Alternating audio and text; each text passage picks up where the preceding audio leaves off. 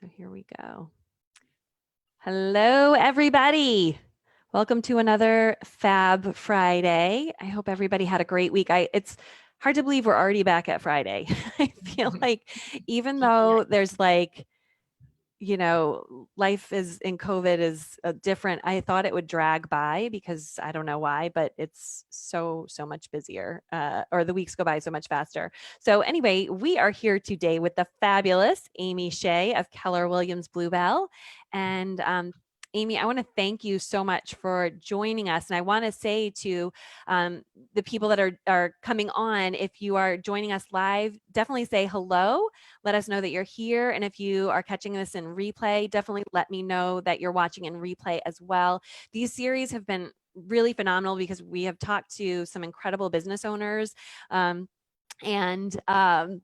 we are learning so much about how the realtors that I work with, who I already know are amazing, are even more amazing at running their businesses. So Amy, I am thrilled that you're here. And for everybody who's here, can you do me a favor and tell us a little bit about your evolution, who your team serves, all of that good stuff, so we know how to find you. Okay. Oh, for me? Yeah. Oh, I'm sorry. I thought you were talking to the people watching. Sorry. So I'm Amy Shea. I am an independent realtor. I do not work on a team or have a team. I am an independent realtor in my office, Keller Williams Real Estate in Bluebell. I service mainly Montgomery County, but I certainly dabble into Bucks and Chester and Delaware and Berks, wherever my clients tend to need to go. I've been in the business for 12 years. I got my license in 2008. And I am in the top 20% of my office, which I'm very proud of because I really grew my business from the ground up. I, have lived in Montgomery County for 22 years now. And I have no family here. I didn't grow up here. I'm originally from New England. So when I decided to get into real estate, it really was, okay, we're starting this, with no family or, college, high school friends to count on to give me that first sale. So I am very proud of the business that I have built and very proud when I drive around and say, oh, I sold that house. Oh, I listed that. It's a nice feeling. And I really enjoy feeling a part of my adopted community.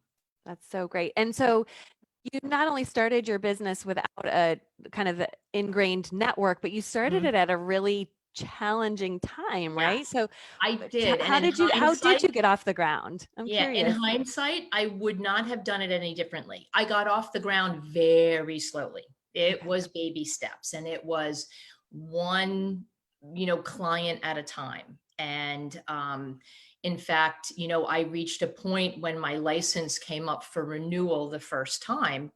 Okay, am I going to continue with this or am I going to move on to something else?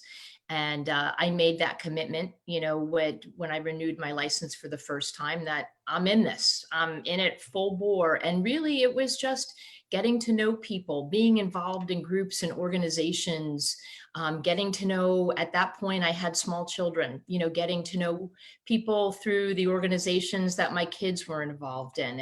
And really, that's how I built it, was through relationships, was through getting to know people. I'll never forget one woman coming up to me. I was the president of my children's aquatic club.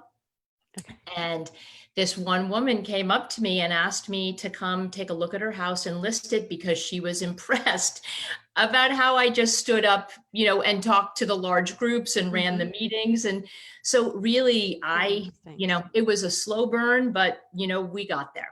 Yeah, that's so awesome. And I mean, that's how, I'm kind of in the same situation. I'm a New England girl myself, so we'll have to talk about that. Yeah, I didn't know that. Yeah, very similar story for me as well. And it's being out there. And I always tell my staging students that I teach, there's, getting noticed is one thing and getting known is a different thing. And it takes a lot of just showing up, like what you're exactly like what you're saying. So I'm curious. So you've built this incredible business, and you obviously started at a really challenging time. So I'm sure when this whole COVID thing happened, I'm sure I joke with some of the other realtors, like, were you like, oh, F, like, or Yeah. what was your reaction? Or were you like, oh, I've got this. I've been through 2008, Yeah, that kind of thing. that's a good question. What was my reaction? I think it all happened so fast and everything changed so fast. And everybody, no matter your profession, your business, your education, you were in the same boat. We all got shut down. And I think my initial reaction was just, okay, what now? Mhm. How do we deal with this? And so for the first week or two in the COVID shutdown, it was just kind of figuring out what were we allowed to do, what weren't we allowed to do, Mhm. how did I still service the clients I was active with at that moment? I had Mhm. several clients when the shutdown happened who had sold their home and we were still looking for the house they were moving to. Oh, wow. And so it was just figuring out what was I allowed to do legally, Mhm. and how could I best serve them and still help them get into a house when they had to settle on their home. So guess my first reaction was just kind of like, what now? Or, what do I do? But I have to say, in a strange way, it was kind of exciting because it got your juices flowing. Sure. Yeah. And I was gonna say that's like where the entrepreneurial spirit kicks in. It's Yeah. like, what can we problem solve this? And I see we have some people coming in, and Lisa from our team, hey, Amy, we have Karen from South Africa. So that's really cool. Wow. So yeah. So um what do you think, so once you were in it and you figured that piece out, like what that looked like? I know that you started working with us for aging consultation service. And I know we talked about coming on today, you wanted to share a little bit about how you've just brought us on in general and regular times, but then also what that e-staging consult how that has worked for you. So because we do have stagers who are tuning in, Right. I'm curious, when you started working with us and bringing us in, like what are the things that come up for you at, like, on the client side? You mentioned resistance, maybe. Yeah, well, Um, I have, first of all, for those of you who don't know, Lori has a lovely book about home staging, and I Thank you. include that book in my listing packet. So when I go on a listing presentation, you are part of my presentation. And I use that as a benefit, for my clients.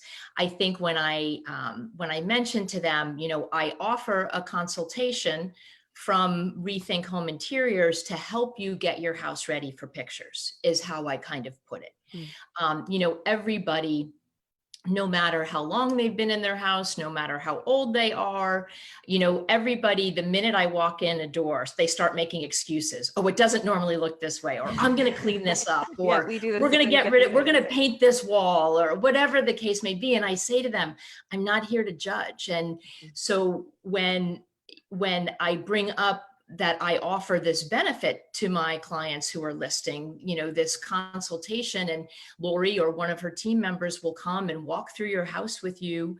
And she'll help you just figure out how to put your house's best foot forward, is really how I put it.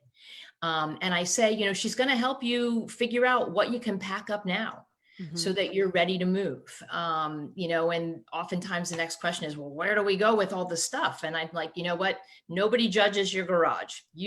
Put everything you want in the garage. Yep. So I really sell you more as a friend who's going to come and walk through. And I've learned from, talking to the clients that use you, that they do feel better when you leave. Good. I think they're all a little nervous that they're Mhm. going to be judged, Yeah. or that you're going to tell them to, bring in furniture or bring in different paintings, or, do something that will cost them a lot Mm. of money. Yeah. And I think they're pleasantly surprised when they realize that you just help them look at what they have Mhm. and use that to their advantage. Great. and how to best use the space and the furniture they have. Mhm. You may, and you may, offer, go to Home Goods and get colorful Mhm. pillows or Yep. whatever, but they're little things, and they're things Yeah. that I find people are willing to do. And in the end, even if they're hesitant to have you come over, Mhm. what I hear back from my clients is, oh my God, what a relief, because you provide them with this lovely little checklist. Mhm. That's great. That's so good Yeah. to hear. Yeah, and I do. I think that's I think people worry that it's going to be very invasive and Yeah. Yeah. in all sorts of ways in their pocketbooks and Yeah. everywhere else. And we do our best. Exactly. Yeah. And do you find because we do as a team, we do pride ourselves really on taking what we call like a minimalist Mhm. intervention sort of thing. Do you find that that is still effective in the sale in the end? Oh, Do absolutely. you So I okay. can give, yeah, so a real world example. I have a listing that is going active on Monday. And we took pictures, inside interior pictures, yesterday. And this client had you, over, to give them, that lovely little checklist. Mhm. And they did nearly everything. And the transformation inside this house, you walk in and you just see the space and the furniture and the lamps, the rugs, the pictures that are still there are all complementary, but you still really can see all the space, so that when Mhm. a buyer walks in, they can envision, okay, look at all this room, that's still Mhm. in this living room or the dining room or the family room. And so it's invaluable. And I also love how you also send them a little, some notes about when pictures are taken, move this lamp. Like, Mm. it's okay that it's there for real life, but when the Yeah. picture's taken, so I really feel that people come into it with a little more confidence, like they kind of know what they're doing. And it Mhm. helps me because you are definitely better at that. And I love deferring to you. And I always know that the pictures are going to look great. And when a buyer walks into that house, they're going to be like, wow, this It looks feels really good. nice. Yeah. Yeah. Yeah. And did you notice with the e-staging consultation, did you notice any difference in that? Like what was your thought on that? Because that's something Well, that I think, did I notice a difference in terms of what you offer them and as the end product? No. okay. I think that, they still got, their marching orders, so to Mhm. speak. But I think for some people, and it's the same thing with when we were in COVID, some people were okay with virtual Yeah. showings. I sold properties when we couldn't physically go into houses, but most people aren't. So I do feel like I had some clients that were willing to do the Yeah. e-staging, Yeah. but there were others that wanted to wait. Yep. And so they put their house, they're putting their house on the market. They delayed it because they wanted to wait. Yep. They wanted that in-person, Makes total sense. touch. Yeah. So yeah, so I think that for some people, I think it's for busy people who, if everybody, works full time and doesn't work from home, I think the e-staging will continue, in my opinion, to be a helpful tool in your toolbox. That's great. Good. Yeah. And that's the nice thing too is that for those busy people, it's not we don't have to have an appointment. We don't have to, go take it time on their weekends or in their Right. evenings when they're already exhausted. So totally. That's so great. So then I guess that kind of starts to answer the next question. Are there things that you shifted in your business because of what happened during COVID that you are going to continue forward with? Um, and I think anything that we were forced to do digitally Mhm. or electronically or virtually, these were all tools that we had pre-COVID, but you still offered that in person. So Mhm. whether you're signing a contract or you are, not sure about a house, everybody's going to be, I know in my listings now, I will always be posting a virtual tour from Mhm. this point on, Okay. whereas we didn't always in the past. So that, because we can't do open houses right now. And I Mhm. don't anticipate, our ability to do open houses is going to come back anytime soon, just because, we can't have those mass gatherings. Mm-hmm. So I think virtual tours and virtual open houses are two things that I will bring forward so that, and additionally, we have to limit the number of people that come through houses. Mm. So it's not even like as many people who normally would be seeing a new listing can even get an appointment to see it because we have to space out showings now. Yeah. And we can't allow overlapping showings, and only 3 people at a time can walk through a house. So I think, virtual open houses and virtual tours are going to come in very handy so that people can get a sense of, do I even want to make an appointment to go out Mm-hmm. and see the house? Am I serious about this house? Yeah. So on the flip side of that, I think Interesting. for my sellers, the people who are going to come to the house Mm-hmm. and ask their realtor to make an appointment are really serious about the Yeah. house. You're not going to get a lot of tire kickers. Yeah. Oh, yeah, that I didn't even think about that, but that makes total sense. And it kind Yeah. of makes sense for all of the multiple offers you're seeing as well, Yeah. because of that. Like people Right. are truly Exactly. serious if they're going to show up and yeah, Yeah. fascinating. That's so fascinating. So, just from in general, a business owner perspective, because you've been through recessions and all of this, there are, do you have any lessons learned about how you actually create a business, or what are the things you do on a daily and weekly basis to be able to thrive and survive through things like this, like, as far as your marketing or your outreach or Right. Well, I mean, I think the most important thing, no matter what, is don't panic. you mm, know um you know do your best to stay level-headed, to think through things. You're not always going to do it right, but mhm, I've always loved the idea that we fail forward, and we're not going to do everything right, and don't beat yourself up mhm, for maybe not doing it right. Also, surround yourself with people that when you're not sure of something, or you need to bounce ideas off or get questions answered, that you can go to them.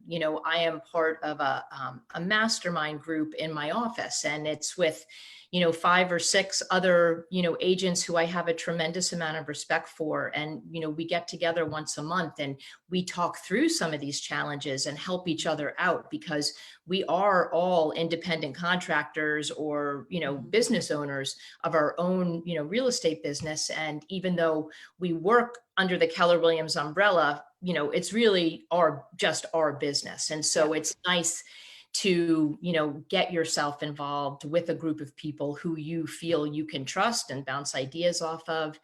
Um, but yeah, I think the biggest thing for me is not to panic, and Mhm, to trust your gut, and to just keep putting one foot in front of the other. mhm, mhm. Certainly there are things in my business that I could be more organized with, or keep better records of, or track of. And Mhm. I never beat myself up for learning, Yeah. or I never stopped feeling like I couldn't do something better, Yeah. or fix something. Or so I think that's the biggest thing is, be willing to grow and learn no matter where you are, Yeah. in your career or your business. And did this situation illuminate any of that for you? Because I know for me personally, we got into the midst of this, and I turned into, my entrepreneur mode, went, and I was like, how can we pivot? How can we let our clients know? But then it did bring up some things in my business that it's like, ugh, note to self, I need to fix that moving forward.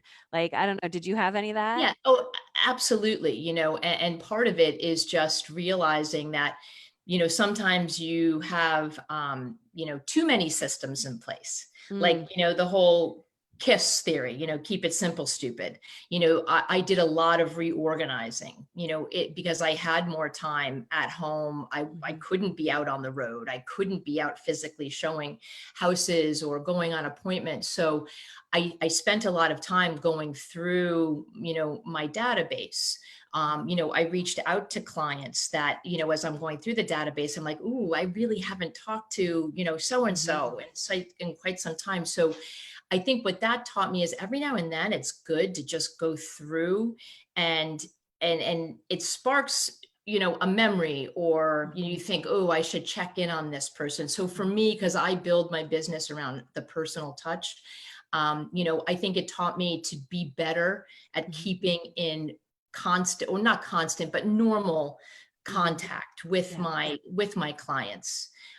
Because, everybody that I called was happy to hear from me. Number one, we were all stuck inside. It was nice Mm-hmm. to hear a new voice, and it was just nice to catch up, Mm-hmm. and it wasn't about asking for business. It was just about checking in, Checking in. and Yeah. so yeah. So I think, for me, it really was just a matter of getting more organized. Mm-hmm. I did get rid of some things that I was spending money on that I'm like, yeah, Oh. Mm-hmm. I really don't need this anymore, Mm-hmm. or Yeah. I can do this myself, or I do have an assistant who is A fabulous, and fabulous assistant. I couldn't get through, my work week without her. So, Yeah. we reorganized a few things, and it's still a process. I'm Yeah. still reorganizing. Yeah. It's always a process, right? Yes. And when you say that your business is driven on personal touch, Mhm. can you explain some of the things that you do for that? Sure. So, my business has been built, as I said earlier, really on a slow burn.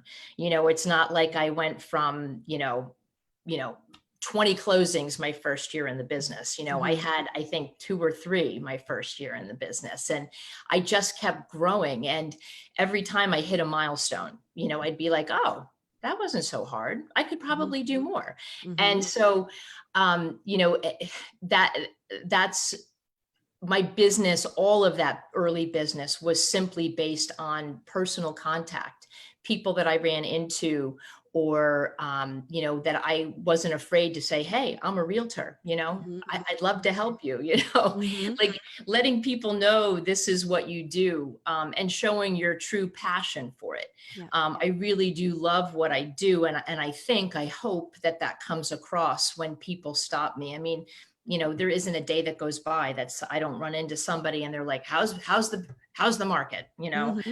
Is it a good Mm-hmm. time to sell? Is it a good Yeah. time to buy? And, and I really try to give them an honest answer and not just kind of, slough it off. But Mm-hmm. I think that has helped me. So the majority of my business is past client referrals, Yeah. personal referrals, people that I know. I don't cold call. Not that cold Mm-hmm. calling is bad. A lot of people build very successful businesses on cold calling and calling neighborhoods and seeing who wants to sell.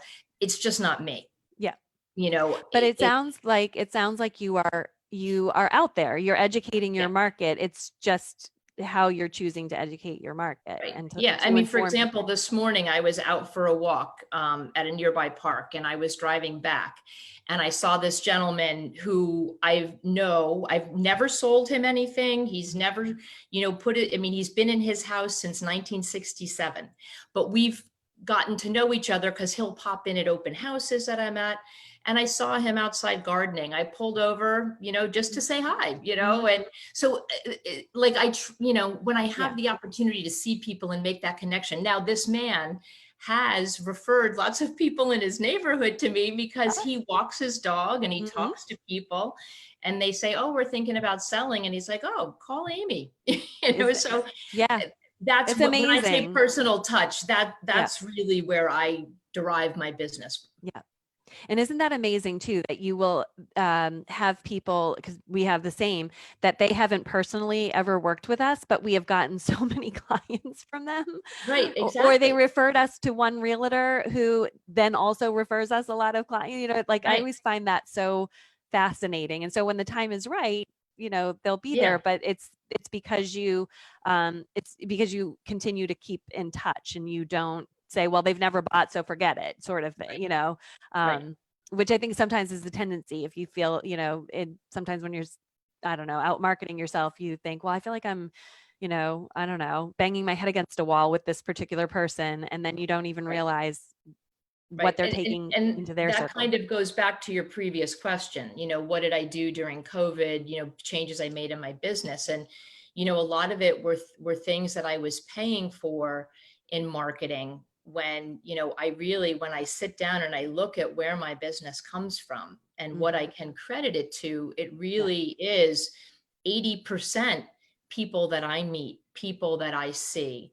And Mhm. not that some of the marketing that that we do or pay for isn't helpful and necessary, but I just realized there were a lot of things that I was paying for that I didn't need to pay for anymore. Yeah. Yeah. So fascinating. So tell me, favorite personal growth business book of all time.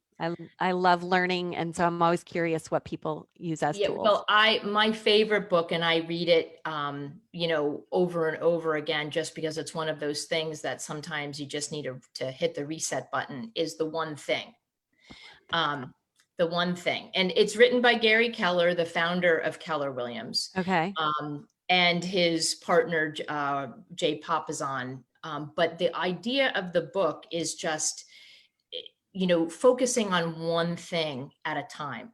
we Mm, can't we can't make everything perfect, but find that one thing in mhm, your life that if you were to change it, it would have a ripple effect on everything else. mm, And mhm, then when you master that one thing, you can move on to the next. And so, when I start to feel overwhelmed, or that things are spiraling out of control, I have my hands in too many baskets. I love that book because it kind of centers you, and it's mhm, like it gives you permission to say, okay, let's forget about some of these things and mhm, focus on that one thing. So mhm. that's my favorite personal growth book. And as I say, Gary Keller, just in general, I always hear amazing things about his training Yeah. and enrichment, education, Yeah. business strategy all the time.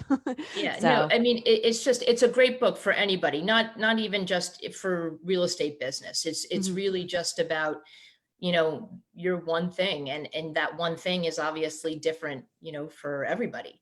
right. But the book helps you look at all of the different facets of your life Mhm. and figure out what one thing can you work on that would make you, better It's at yeah. life and And I business. and yeah, and I think it's almost like a universal principle because, there's the book Essentialism by Greg McKeown, who it's kind of the same thing. It's like what Mhm. can we, and the KISS method, right? Yep. So many of the books out there talk about that paring down of that, and also the idea of before you can change anything, you have to change your identity for yourself, sort of Right. around that particular thing. So Right. so that I think that's fascinating. So that's amazing. So we're going to wrap up here. Mhm. Any last thoughts, things you want to share about, navigating business through challenging times, lessons you've learned along the way that Yeah, you, I mean, nothing. I mean, I feel like, this time is teaching us all so much. Mhm, Not only in our businesses, but in our personal life. I think we've all come to appreciate having just a little more time. mhm, I'm making 3 meals a day most days, and just having that family time, I've come to appreciate that. mhm, And I think we'll look back on this time, and even I have a 21-year-old and a 16-year-old who have been quarantined here with me and their dad. mhm, And although there are days that we definitely drive each other crazy, I do think that we're all going to look back on this time and reflect on how nice it was to hit the pause button, in a sense. Not that mhm, any of us are happy that this happened or that people have been suffering, jobs have been lost, but I do feel like when we look back, this will be a time that we all got to just kind of set the reset button and pause for mhm. a short time. Yeah, I totally agree. I think it's a universal reset Yeah, of yeah, so many things. Yeah, great. Well, I want to thank you so much for yeah. being Thanks for with having me. us today. And how can people reach out to you if they are looking to That's right. sell? Well, let me tell you, if you're thinking about selling your house, we need inventory people. So please let us know. We'll be happy to help. Best way to get me is either my email, which is my last name, Shea, Shea, Amy, AMY, the number one, at gmail.com, or my cell phone, which is 267 And if all else fails, you can always call Keller Williams in Bluebell, and they know how to find me. Great. Awesome. Thank you so much. And thanks Yeah, so much thank for you, Laura. everybody who's popped in. I see that we have a bunch of people who have popped in to watch and say, hey, and we got great interview, ladies. So Oh, great thank interview, you. Amy. Thank you. All right. Have a fabulous weekend, everyone. All We'll right, talk to bye. you soon. Bye.